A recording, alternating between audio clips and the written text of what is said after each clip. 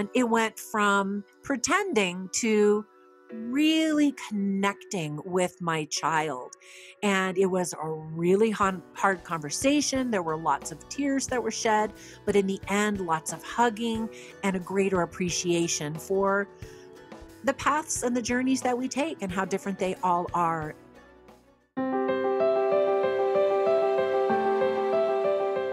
Welcome to Stories of Hope in Hard Times, the show that explores how people endure and even thrive in difficult times, all with God's help. I'm your host, Tamara K. Anderson. Join me on a journey to find inspiring stories of hope and wisdom learned in life's hardest moments. My guest today is a doctor and a #1 best-selling author of 31 books and was named the California Young Mother of the Year, an award which completely amuses her 4 sons. She teaches online for Brigham Young University and creates online courses at lifelonglearningeducation.com. She's also a movie critic at moviereviewmom.com and has a daily podcast on Alexa called Daily Inspirational Quote with Trina. She worked as a legislative assistant for a congressman in Washington, D.C., and was given the Points of Light Award and Presidential Volunteer Service Award for her domestic and international community service. She's taught classes at the famous Le Cordon Bleu Culinary College, and she says she has the weight gain to prove it. If she told you everything that she really does, she'd have to kill you, basically. I am pleased to present Dr. Trina Boice. Trina, are you ready to share your story of hope? Oh, thank you for having me, Tamara. I adore you. And for those listening, I've known Tamara for, 2-3 years now, right? Something like that. I can't remember. But it's been fun. So question, Trina, how in the world did you end up being named California Young Mother of the Year? I mean, I know that people are named Mothers of the Year, and I always imagine them to be like these perfect moms. And I know that's not the right image I should be putting in my brain, but I guess when you get an award like that, people assume that's what it is. Why don't you tell me a little bit of background on that? And were you the perfect mom? No, absolutely not. I always say I look really good on paper, but the title is awarded by a wonderful organization called American Mothers, Inc. And I was involved with it when I was living in Georgia, and then I moved to California and I was still involved. And then 1 year I actually received that honor. But it's kind of tricky because if they just said, we just think you're great, have this award, that would be wonderful. But it's kind of a little bit of a competition because people can nominate a bunch of women, and then from all those women, they have to pick one winner. And I didn't like that experience because anybody who loses feels like, oh, well, then I guess I'm not a good mother. And that's absolutely not the case at all. All of the women were absolutely incredible. They often look for women, obviously, that have a lot of kids, look good on paper, but are really involved in their communities, have a platform, and have something that really speaks to the world and the time, I guess I should say. And so anyway, I was involved in a lot of things. And so that's why I say my kids just laugh at that because they know I'm not a perfect mother at all. I think everybody's kids could testify that their parents are not perfect parents, all the kids out there. But it is a juggling thing. I think we all have good days and bad days. And I think we'll probably talk a little bit about parenting successes and failures.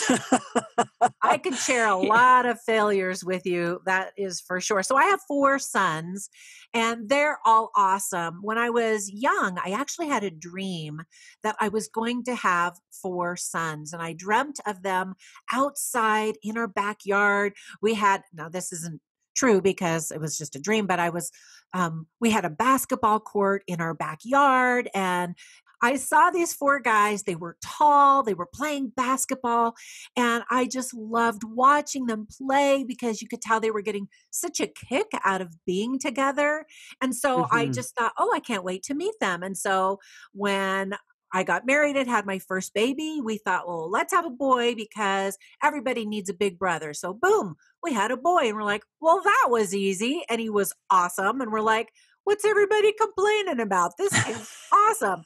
So then we said, all right, ready for another one because we both thought we needed to have 4 because we came from siblings of only 3 kids in the family and somebody was always left Mm. out. So we were convinced we needed to have an even number and 2 wasn't enough and 6 was way too many for us at the time. But Yeah. anyway, so with our second son, we wanted another boy. We thought if we have a girl, great, then we'll have one of each. But if we have another boy, they'll be best buddies. And we had another boy and they've been best buddies. And in fact, that son was born on my bedroom floor, delivered by my husband by Oh accident my. because he was born so fast. And then, so the third time around, we're like, well, a girl would be fun. But I kept thinking about that dream and I'm like, I'm pretty sure it's going to be a boy. um, and in fact, I had had some miscarriages, was struggling a lot with my body to produce a healthy baby. And so I had this miscarriage and I was just overcome. I was distraught. I was depressed and anxiety and all of that. And just couldn't snap out of it. And part of it was hormones. My body was 5 Oh months yeah. pregnant when I lost that baby. And so for a long time, my body was like, what happened? Where'd the baby go? And I was reading books and trying to get comfort from something. And then one morning I was laying in my bed and I heard a voice, and it was a young man's voice. And he said, Mom. And that's all he said. But in an instant, I knew that my next baby was going to be a boy. I knew that was him giving me Mm. comfort. And in just saying the one word, Mom, he let me know he was okay. The timing was going to work out. My body would recover. Everything was under control. And it gave me just incredible comfort.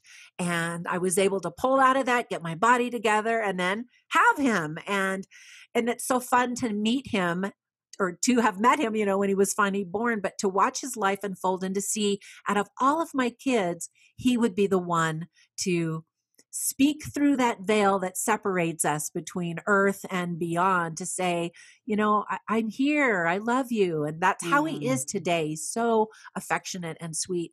Not that my other boys aren't affectionate and sweet, but there's something very unique about him. And then, yeah. And so then I just figured, okay, this dream is actually coming true. So I knew the last one was going to be a boy as well. And sure enough, I have my 4 boys. They all did play basketball. And more importantly, they love hanging out together. So that's my little story. Oh, but I was going to tell you another story. So I do a lot of business in China, and Mhm. now the country policy has changed. Now they're allowed to have more than one child, but for many years they had a child or a one child policy. So when I would give presentations, they would announce me or introduce me as being a mom of 4 sons, and people would freak out. It would blow their minds. 4, how do you do that? Because they would just say, how much they were struggling with one. And they would just say, Mhm. oh, you must be an amazing mom, And I'm like, no, let me give you the scoop. So my second son, the one who was born at home by Mhm. accident, he loves video games. And so when he was a kid, all he ever wanted to do was play video games. And I know that's not unique, but he just was obsessed with them. And so as a good mother, I would always say, now, honey, that's enough video game playing for today. Why don't you go off and develop some talents or some skills or hobbies for your future career? I was always trying to Mhm. teach my kids, you got to get some skills that are marketable. And so I really struggled with him. The other kids would be okay, fine. They'll go out and play and they'd be happy. But that was just his big love, was playing these video games. Well, guess what that son does for a living now? Video games? Yes, he actually designs video games at a company called Blizzard, which is a hugely worldwide popular, successful company. He does the 3D animated artwork that goes into the video game called World of Warcraft that Blizzard Wow. produces. He loves it. It's his dream job. And really, what does a parent want but for their child to be happy and productive and contributing to the world? And that's what he's doing. So when I would speak to these Chinese parents, I would always say, just calm down, Mm. just first of all, everything's going to work out fine. But listen to your kids because they have something in their heart. They know what they want to be and do and give and have in their life, and you can support them. And not that I didn't support him, but I thought he had to go in my direction. I had a certain path that I wanted him to follow in, and I didn't know anything about video games or even art, really, for that matter.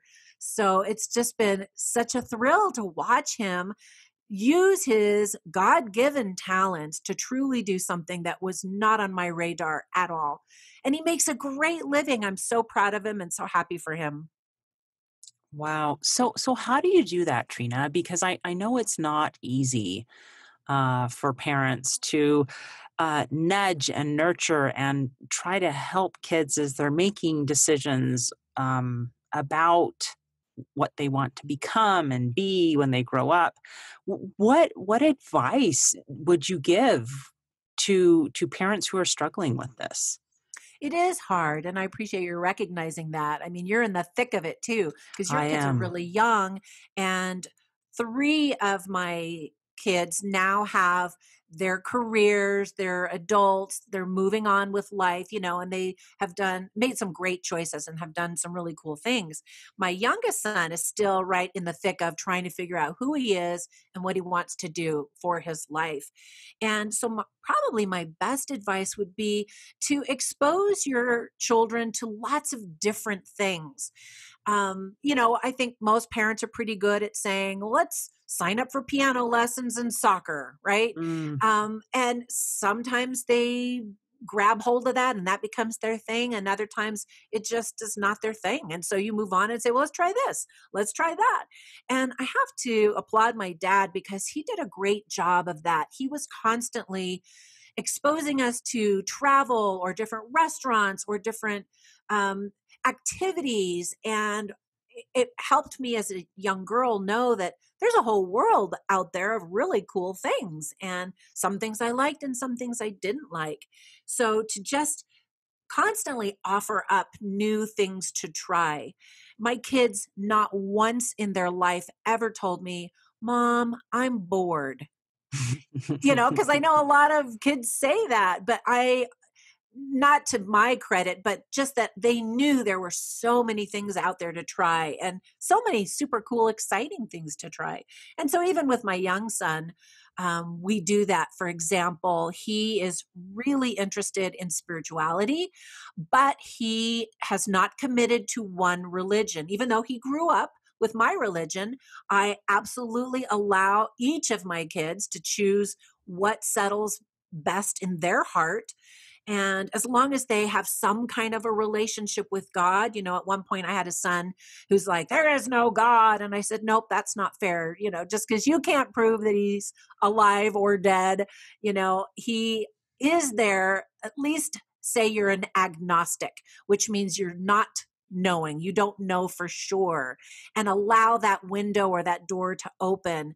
And so with my youngest son, he is interested to see what's out there. What are all my choices? And so we go to a lot of different churches and synagogues and mosques and different forums and firesides and devotionals and meetings and gatherings of all of the different events that happen in my city. And I live in Las Vegas, so we've got just a lot of really cool stuff to choose from. And we attend an interfaith forum every fall for 8 weeks. They offer different religions or leaders from different religious groups to come and teach a little bit about their religious dogma and doctrine. And I love that. And I love sharing that with him because we have these fantastic discussions. We don't always agree on everything, but I've tried to work very hard at making sure all of my communication with my kids is open and to let them know I am supportive of whatever you want to do,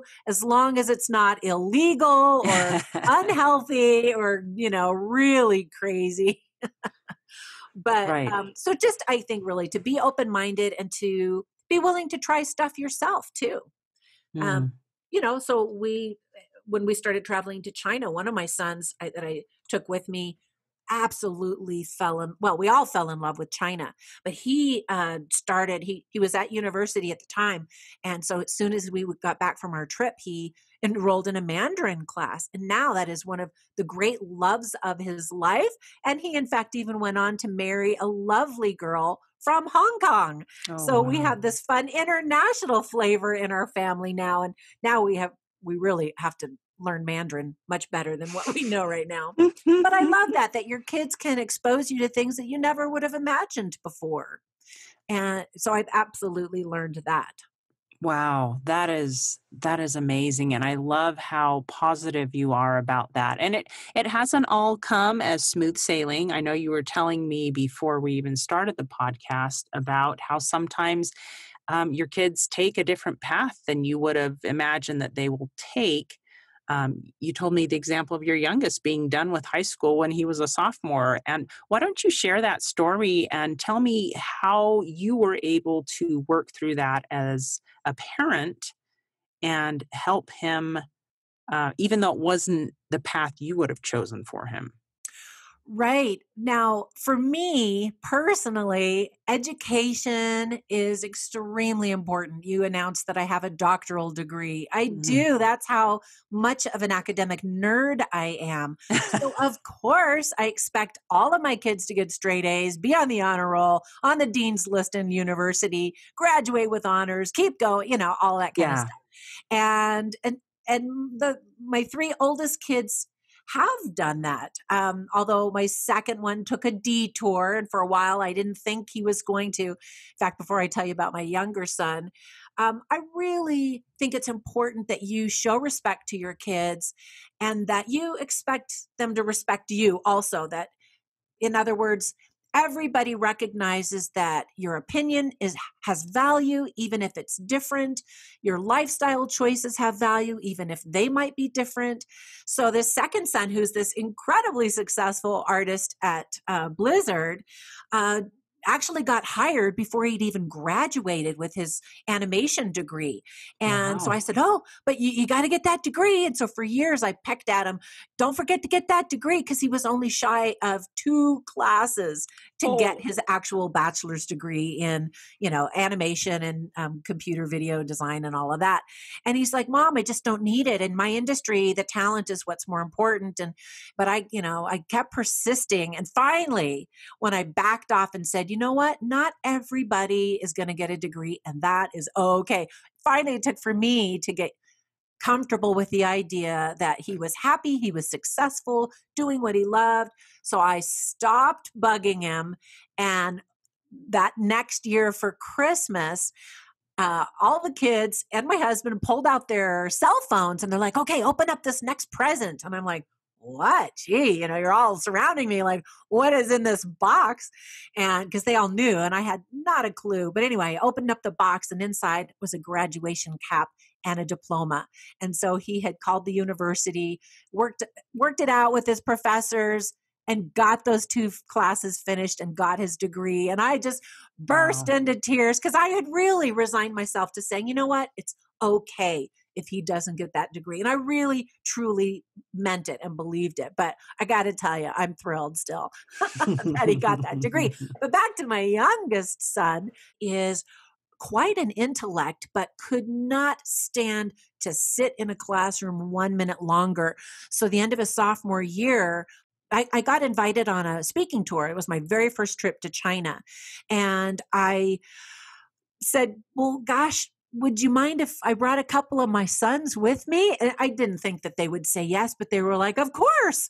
And I was like, really? I mean, all expenses paid for all three of us? And they were like, sure.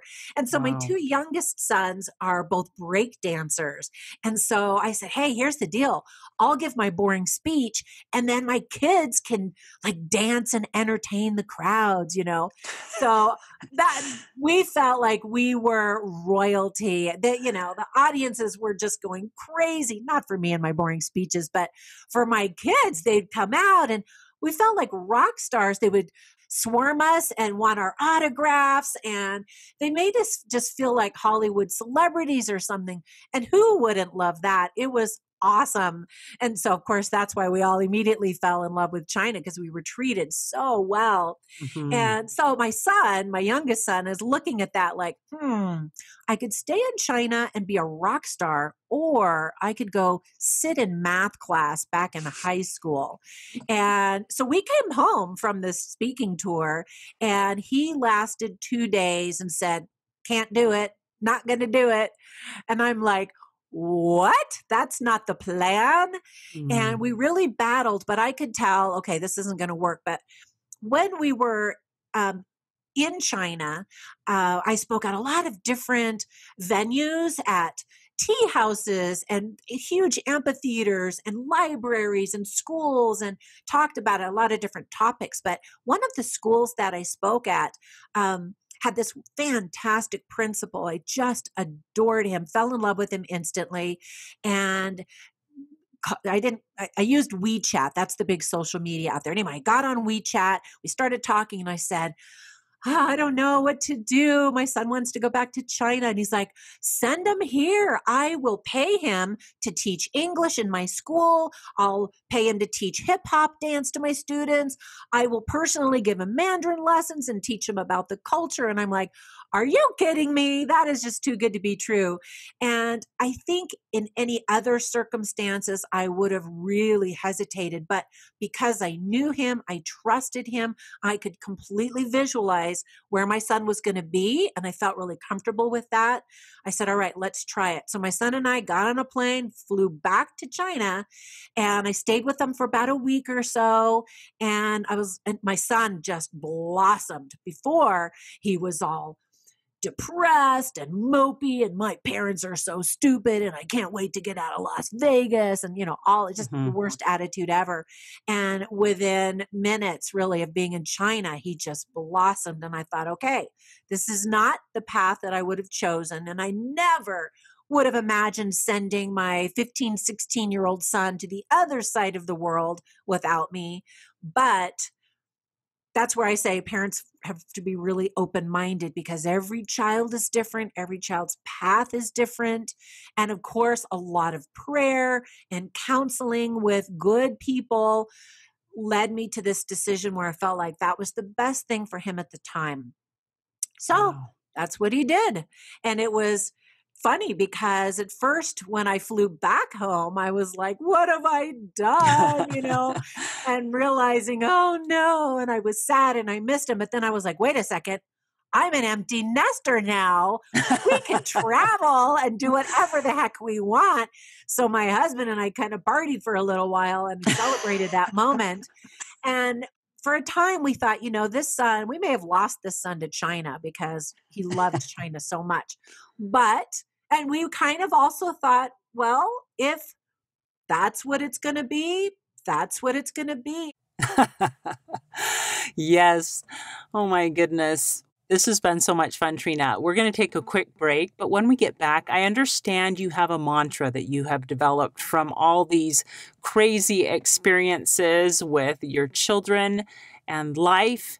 And I was wondering if you would mind sharing with us that mantra and a couple of other tips you've learned from parenting along the way. How many of you out there feel like your life is chaotic, crazy, and completely awful compared to the norm? What if I were to tell you that you are normal for you? I am so excited to announce that my book, Normal for Me by Tamara K. Anderson, is now available for purchase on Amazon. This book took me 10 years to write, and I share 20 years worth of lessons learned in my life detours, including being in a car accident and having 2 of my children diagnosed on the autism spectrum. In this book, I share the secrets of how I made it from despair to peace with God's help. I also include a bonus diagnosis survival guide at the very end of my Normal for Me book. The Diagnosis Survival Guide includes 12 tips to survive and thrive in tough times. Wouldn't you like to know what those are? So what are you waiting for? Grab your copy of Normal for Me today on Amazon. And we're back. I've been talking to Trina Boice about everything from miscarriage to parenting children and sending them to China when things don't work out. And we were just getting ready to talk about your mantra, Trina, before we went for commercial break.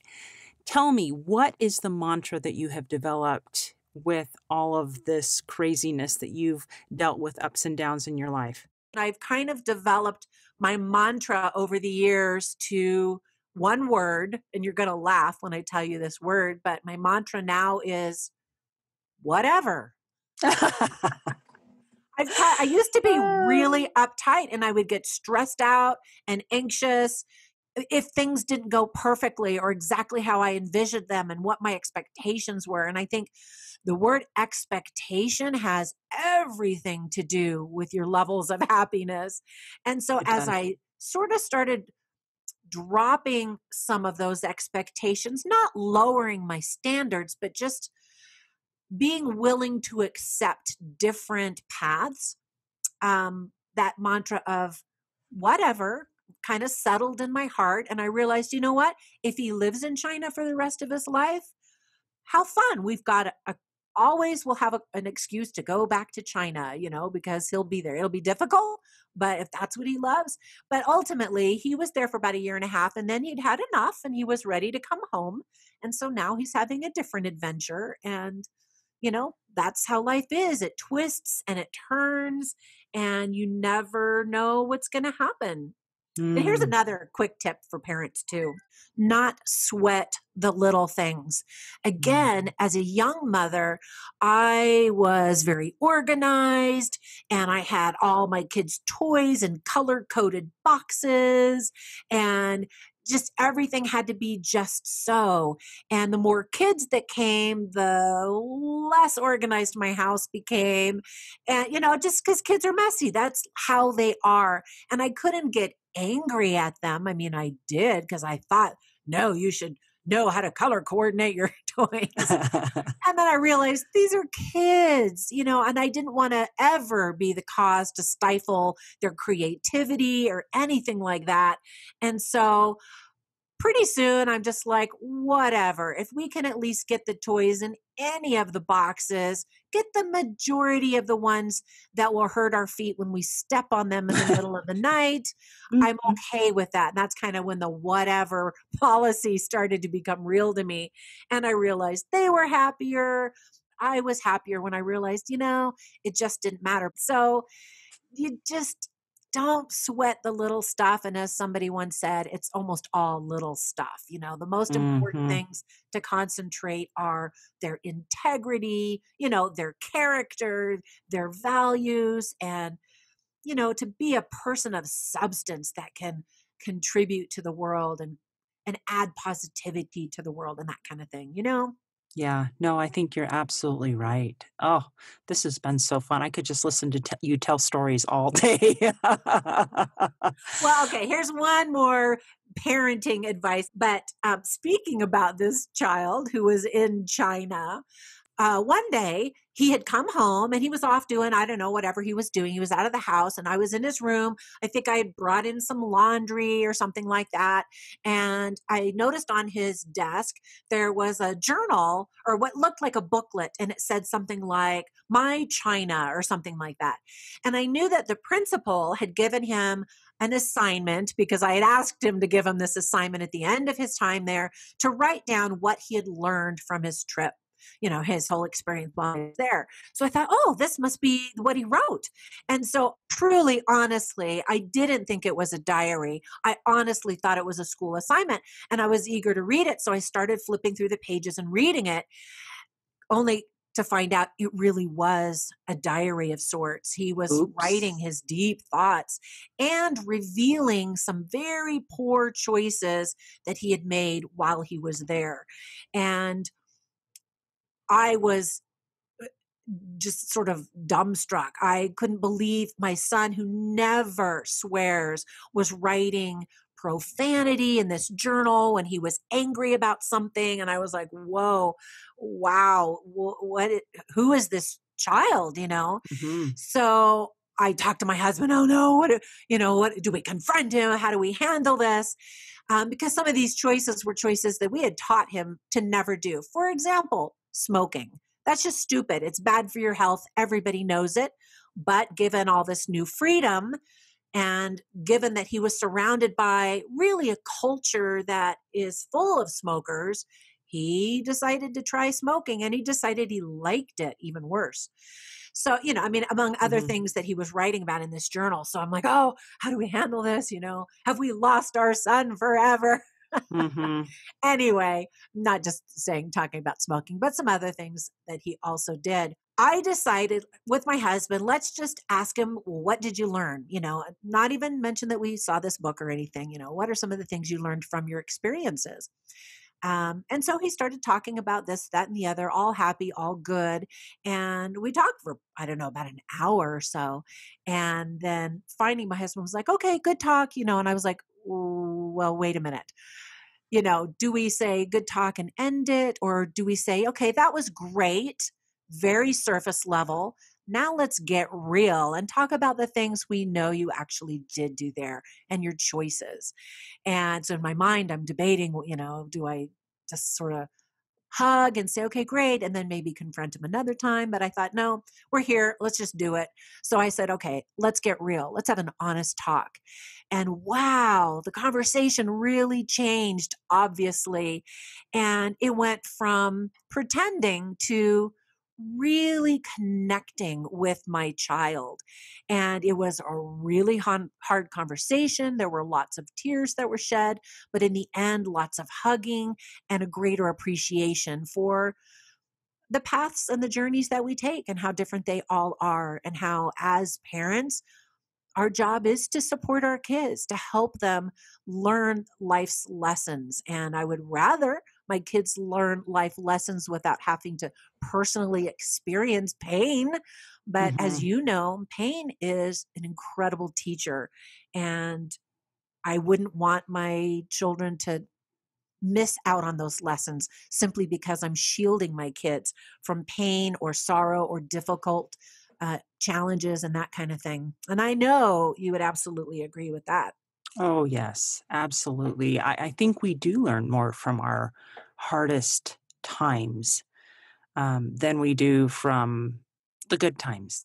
It's inevitable. We learn more about ourselves. We learn to be more flexible, as you were mentioning before. We learn that things don't always work out the way we had thought or planned. And I think we learn more about ourselves, our nature, our character. We learn more about the importance of taking care of ourselves. There's just so many things we learn through the difficult challenges of life. It's And amazing. it is. And I think that it allows us to add depth to our character.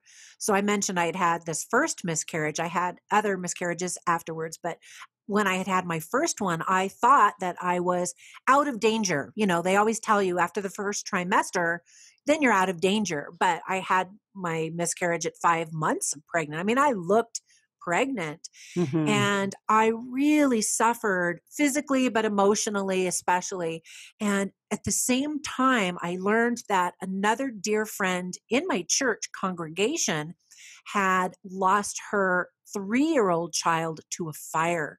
She was out of Oh. the house and actually attending a church event, and had asked one of her other kids, to babysit. And the toddler had wandered into the garage, knocked over a can of gas. It leaked, was close to the water heater.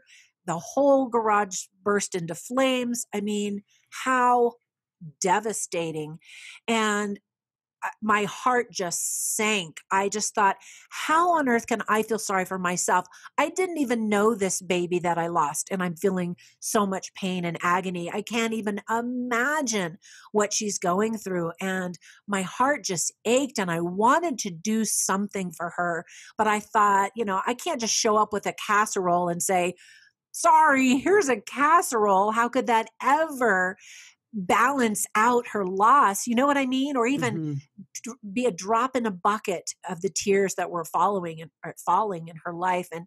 And so I didn't. Plus, I was still recovering. I was still on bed rest. And so finally I thought, okay, I'm just going to write her a letter, an old fashioned handwritten letter, and just pour my heart out to her. And I cried through this letter and prayed that she would at least know how much I loved her and admired her. And I was so shocked when I got a handwritten letter back from her, quickly, I might add. And I just thought, wow, she is in the depths of sorrow, and she has time to write me a letter. And it was the most beautiful letter. I've still kept it because it was so inspiring. And in her letter, she basically was comforting me. And she was the one with much, much greater loss. Now, I know we can't measure someone's loss. I felt like, all loss is equal if it causes you to struggle and have pain and all of that. But I was so touched by what she taught me in her letter. And one simple lesson that I learned throughout that first experience of my miscarriage was that any act of love, no matter how big or small, matters. And while I couldn't reverse the clock for her, bring her child back, or, do anything that would compensate for the pain that she was feeling, that simple letter that she gave me meant the world to me. And I had another dear friend who also actually lost a friend to suicide. And again, this was one of my son's best friends. And we were devastated. And again, I was like, what do I do? I was living in California. She was living in Georgia, where we had just moved from. And I thought, what can I do? What can I do? And, again, you can't think of any physical thing that you could give somebody. So what I ended up doing, I was crying buckets of tears every day for them. And I was going through boxes of Kleenex, of tissue. And I thought, okay, surely if I'm crying this much, she is crying way more. So I got onto Amazon and ordered like 3 cases of Kleenex boxes, like 1,000 boxes of Kleenexes. And they arrived at their house, and she said, she, called me immediately and said, that was the first time that they even laughed since their son died, when they saw all of these boxes of tissue.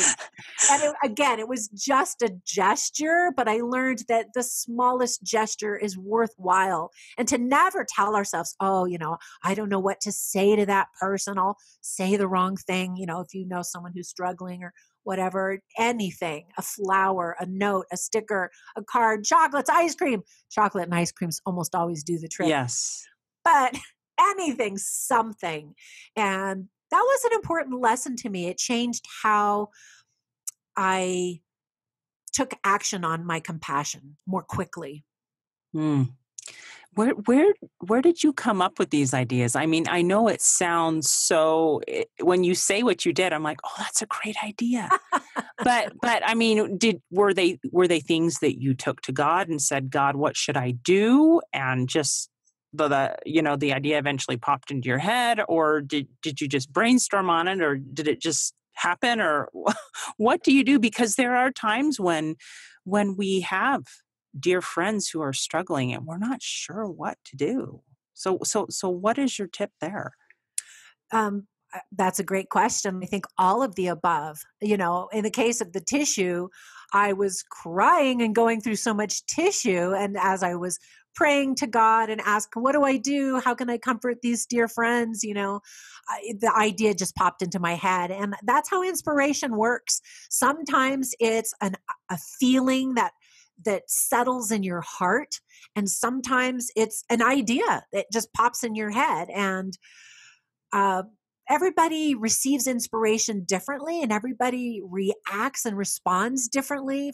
I've learned that for me, I'll feel that warmth in my heart and that ideas will just come out. And so I have learned over the years, whenever I have an idea, I have to write it down. Otherwise, I'll forget it.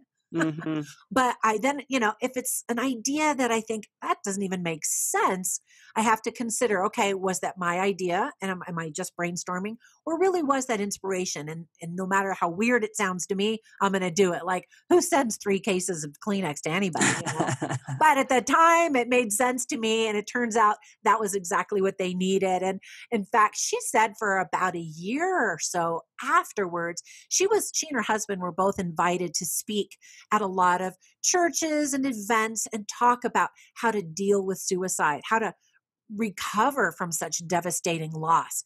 And so she said every time she would take one of my boxes of tissue with her and use it because she was still crying, but also to share that simple message of just reach out and do something because you don't know what could mean the world to somebody else. No, I love that. That's beautiful. Before I ask Trina the final question, I just have to give you guys a quick spoiler alert. Next week, I'm bringing Trina back, and she is going to share with us some amazing tips and tricks that she has put together for people struggling with stress, anxiety, and depression, because I know that is something that we are dealing with a lot with the COVID situation. And I just wanted to let you know that she is magnificent and has been so gracious to share this. And she's also going to share with you a free course that you can take that will help you or your loved ones if you're struggling with this. Well, let me ask you this, Trina. Do you have a favorite Bible verse that has gotten through your parenting challenges, your anxiety and stress challenges, and your miscarriage challenges? What is it that has resonated with you? That's such a sweet question to ask. I would probably say one of the shortest verses in the Bible where it says, "Be still and know that I am God." And what that tells me is he's got it all under control. My life absolutely has not followed the way my plan was.